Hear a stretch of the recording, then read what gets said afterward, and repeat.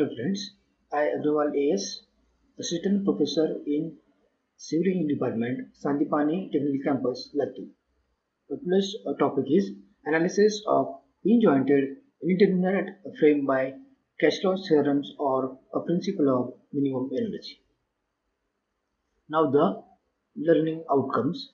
A student will be able to understand the concept of Cashlo's theorems or a principle of minimum energy, and also a student will be able to apply the principle of minimum energy to analyze the indeterminate pin-jointed frame. Now this is our problem. Determine the forces in member of the frame as shown below, and axial flexibility of all the members is the same. Flexibility means axial flexibility means L by AE. Now this is a frame ABCD. This D joint is subjected to 60 kN load. Joint A is a hinge and joint B is a roller support. Now the first step is to calculate the DSI, that is the degree of static indeterminacy. So ds is the degree of external static indeterminacy and the internal static indeterminacy. So DSE, external static indeterminacy, that is equal to R minus 3. So here R is the number of the reactions. So here the reactions RA, RB and the HA, the 3 reactions. So R is equal to 3. So DSE is equal to 3 minus 3. So DSE is equal to 0. So external static indeterminacy is 0. Now the internal static indeterminacy DSI is equal to, formula is M minus in bracket 2J minus 3. So M is equal to 6, J is equal to 4 here, A, B, C, D.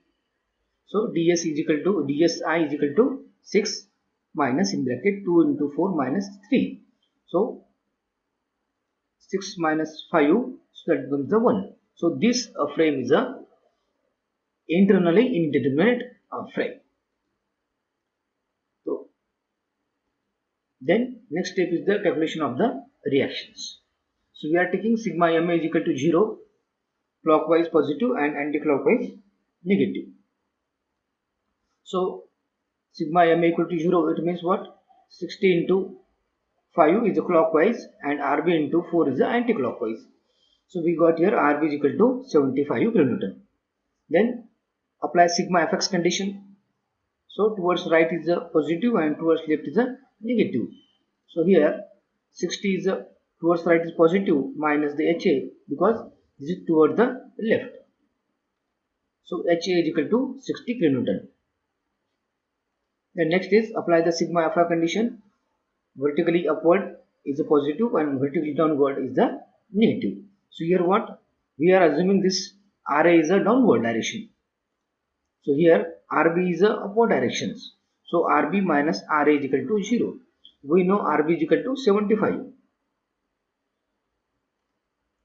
75 minus RA.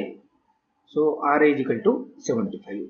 This RA is positive, this HA is positive and this RB is positive. It means what we have assumed direction of these reactions are the correct. Then take a pause and question arise in the mind that what are the different steps to analyze the frame. Now the steps of the analysis. First step is to remove the redundant. It means if your DSI is 1, you have to remove the 1 member. If DSI is 2, remove the 2 members.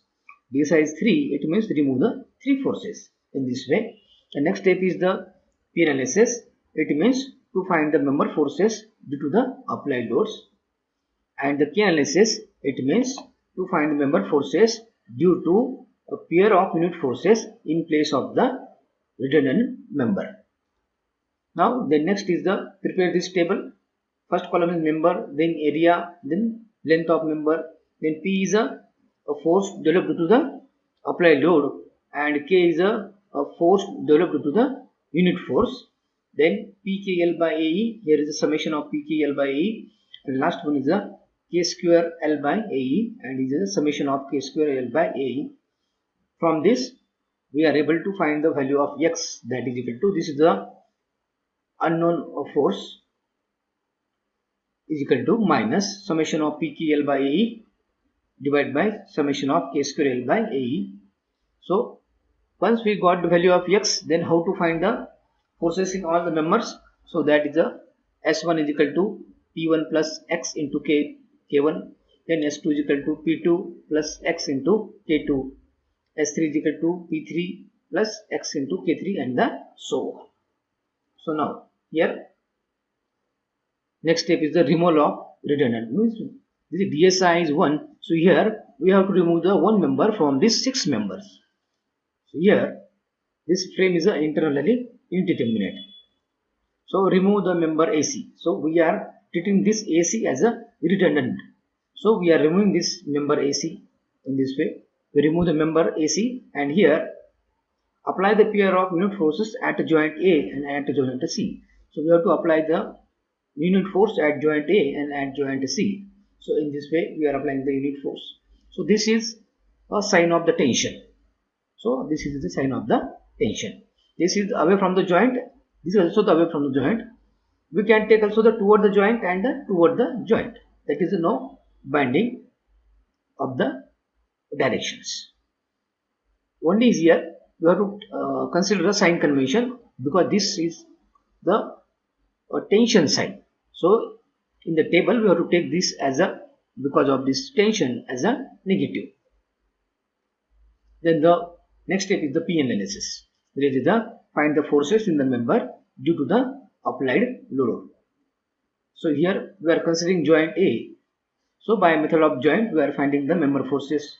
So joint A, here FAD, the force in member in the AD, and this is the direction we have assumed here is away from the joint. If the answer is positive, means what we have assumed direction is the correct. So here we are applying the sigma Fi condition. Vertically upward is positive and vertically downward is the negative. So we know here FAD is vertically upward, so that is why positive, and RA is vertically downward, so that is the negative, that is why is minus RA. So put the value of RA is 75. In this way FAD is the 75 and this value is positive, means our direction is the correct. Then FAB, next force. Again we have to assume the directions. We are assuming this is the away from the joint. So here we are applying the sigma Fx is equal to 0. Towards right is positive and towards left is the negative. So here FAD is toward the right, so that is why is positive, and HA is toward the left, that is why is the negative. So FAB minus the HA is equal to 0. We have to put the value of HA here is 60. So FAB minus 60. So we got here FAB is equal to 60 kilonewton. Then we go for here, consider joint D. Now here unknown forces are the CD and the BD here. So we are considering the first FBD force. Assume the direction of FBD is towards the joint. And here this member is inclined, that is why this is the resolution of this FBD is vertically is the FBD sin 51.34 and horizontal is FBD cos 51.34. Now here we are applying the sigma Fi condition. Vertically upward is positive and vertically downward is the negative. So here this FAB is a vertically upwards, that is why is a positive, and next is the balancing force is what?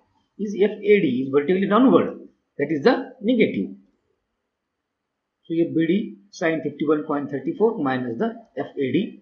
FAD is equal to 75, put here 75, FBD sin 51.34 minus 75. So we got here FBD is equal to 96.04. Then the next force is the FCD. Assume the direction of FCD is the away from the joint. Then apply here the sigma Fx condition. Towards the right is positive and towards left is negative.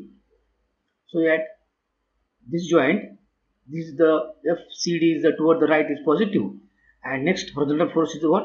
FBD cos 51.34 is toward the left horizontally. So that is why is a negative.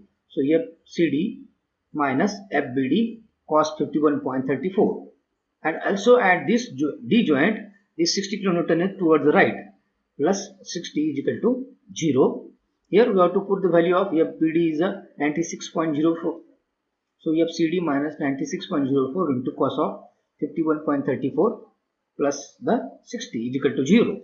So here FCD is equal to, this value is 60 and this value is 60. That is why 60 minus 60 is 0. So FCD is equal to 0. So in this way we got the value of FCD is equal to 0. Then we go for the joint C here. In this way these are the directions of the forces and these are the magnitude of the forces. FAD is 75, then FBD is 96.04, FAB is the 60 kilonewton and FCD is the 0. Now we are considering joint C here. So we have to remain only the member BC. So here FBC, this member is vertically. So we are applying the sigma Fy condition. Sigma Fy is equal to 0. Vertically upward is plus and vertically downward is the minus. So here we know at joint C there is no vertical force. That is why we can directly say that FBC is equal to 0.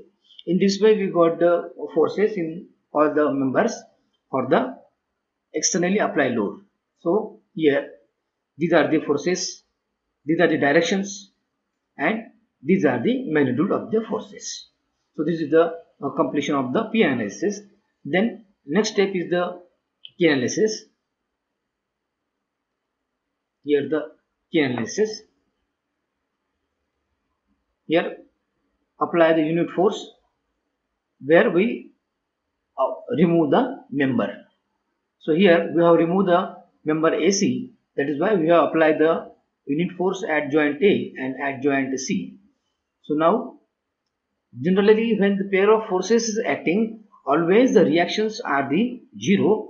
So again we, for the justification, we are calculating the reactions here. So now these are the resolution of this unit force. Vertically is the 1 sin 51.34 and horizontally is the 1 cos 51.34.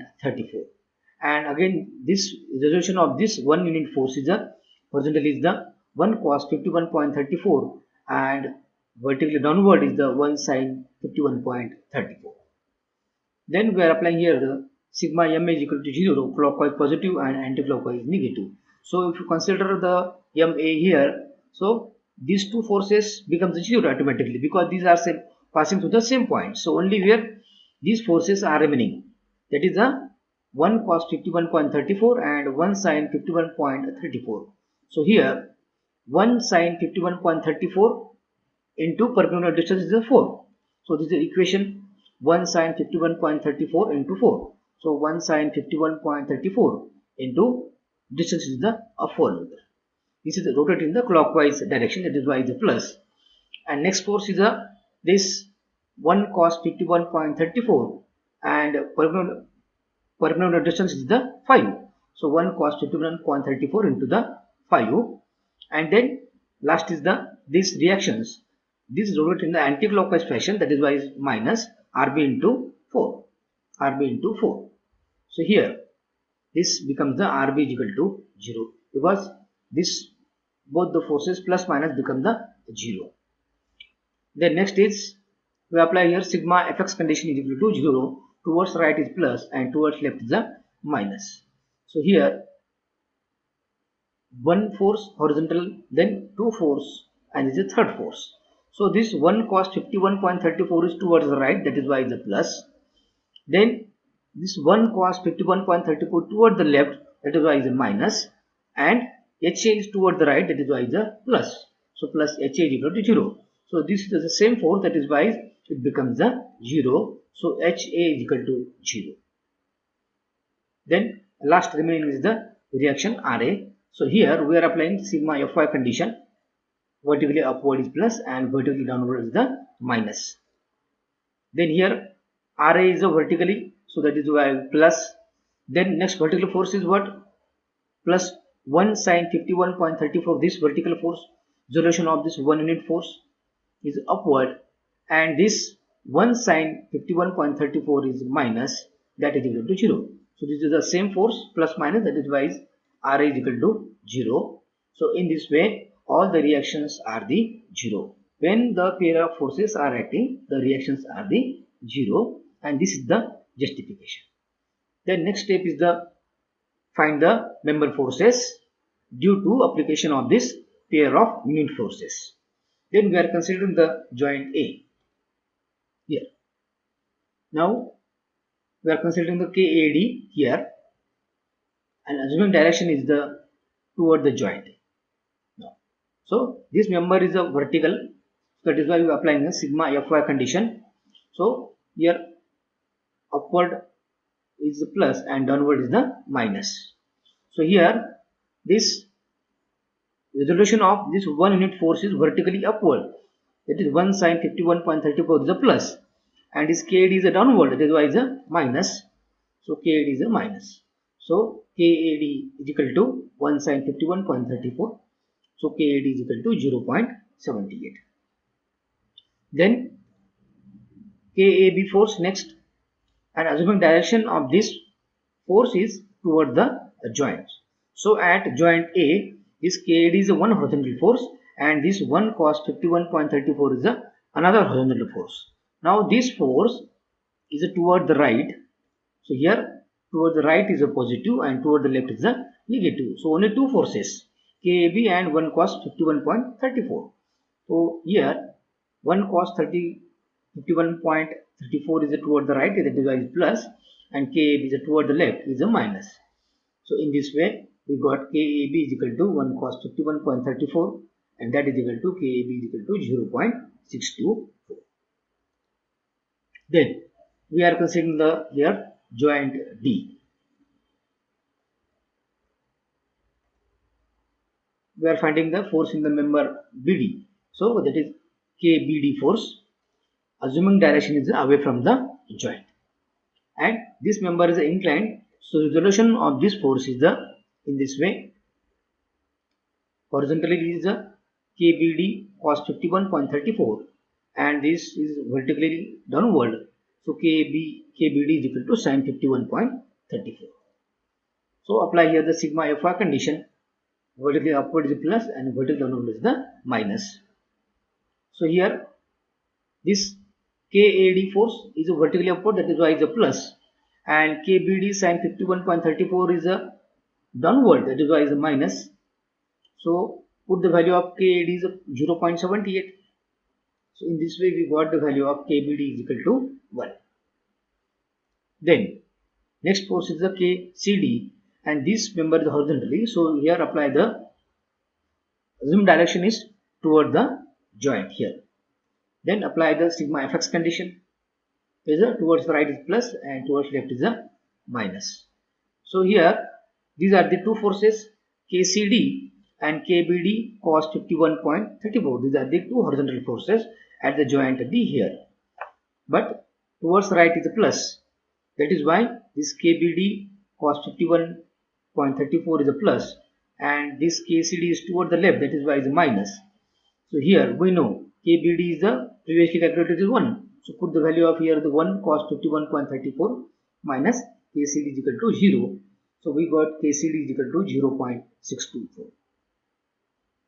Then we consider the joint C here. Joint C. Now at joint C, this is the one force is toward the joint, and this unit force is acting. So again resolution of this unit force is like this.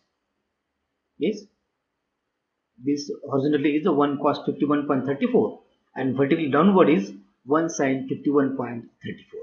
So this member force is KBC, this is vertically. So apply here the sigma Fy condition, and here assume the direction of this KBC is the toward the joint. So now here the two forces. So apply sigma Fy condition. Upward force is positive and downward force is the negative. So KBC is a upward, that is why is plus, and this 1 sin 51.34 is a downward, so that is a minus. So KBC minus 1 sin 51.34 is equal to 0. KBC is equal to 1 sin 51.34 and KBC is equal to 0.78. In this way we got the all the member forces in the truss for the application of the unit force at the joint, and that is called as the K analysis. Now here These are the directions of the member force. Now this 1 1, this is the what? This indicate the tension. Then member CD, this indicate the tension, and remaining all the members are indicate the compression. Then these are the magnitude of the forces. Then by summary, this is the key analysis, and summary is the P analysis. Okay. So now enter this all the value as per our sign convention. We are considering here a compression as positive and tension as the negative. So as per the table, this is our table. The first column is the member, second column is the area in the mm square, then third column is the length in the mm, then fourth column is the load force developed in the members due to the applied load, and fifth column is the forces in the member due to the pair of unit force. Now here, then next our formula is to have to calculate the PKL by the AE. So P is the member force due to the applied load, that is the here for the AB is a minus 60, so kept here the minus 60. Then K is this column, fifth column, unit force developed in the member due to the application of the unit force, that is the 0.624. Here we have quoted here or enter the value as per the sign convention, compression as positive and the tension as the negative. Then 0.624, this is the plus, it means this force is the compression, into length of member is a 4000, then divided by the area is a 900, and having the modulus of elasticity is same for the all the members, we are taking as it is a E. So this becomes the is equal to minus 166.4 divided by the E, then 0, then 0, then here minus 243.75 by E, then minus 409.77 by E, then here the 0, because here P0, P0, here also P0, that is why it becomes the 0. So here last is the summation of this PKL. So summation of this column is the minus 819.92 divided by the E. The next column is the K square L by the E. Here is a K is a member forces due to the unit force, is a K square 0.624 bracket square into length of member is a 4000 divided by the area is 900 into the E. So that becomes 1.73 divided by the E. In the same way, this is 2.53 by E, 1.73 by E, 2.53 by E, 4.26 by E, and 4.26 by E. So summation of all this column is the summation K square L by E is equal to 17.01 divided by the E. In this way, we got the value of PKL by AE and K square L by the AE. The next step here is our formula is the unknown force that we have removed, that is equal to minus sigma PKL by AE divided by the sigma K square L by the AE here. So that is equal to, this original sign is minus, then it is minus 819.92 divided by E, and again divided by 17.01 divided by the E. So E gets the cancel here. So we got here x is equal to this minus and this minus become the plus. So 48.20. So this is our force in the member which we have removed, and this sign indicates the compression. Then how to find the final forces in the members? So next again there is a table. The formula is what? S1 is equal to P1 plus X into the K1, S2 is equal to P2 plus X into K2, and so on. So you have to what? Prepare one table for this calculation of the member forces. So in this way, this is a table. X is equal to 48.20 kilonewton. So these are the members. The next column is the force developed to apply loads. Here, this we have taken from the previous table, and this is the force due to the pair of unit loads. This is the next column, and this is the important column here. S is equal to P plus X into K. This is our formula previously, P1 plus X into the K1 here. So here P is what? A force developed in the member due to the applied load, and that is the minus 60. Then a plus X is this is the force 48.20 kilonewton into the K multiplier K, it is 0.624. So that is equal to minus 29.92, then 37.59, then 30.07, then minus 37.4, 47.84 and 48.20 in this way. Here this minus means we have considered as a tension, that is why the retention. Then this sign is a plus, this is a plus, these are the compressions, and this is a minus 37.4, that is by tension, and last again is a minus 48.20, that is the tension. So in this way you have to only put the value of P from this column, and X is already 48.20 and K is from this column, third column. In this way we got the member forces in the all the members. Thank you.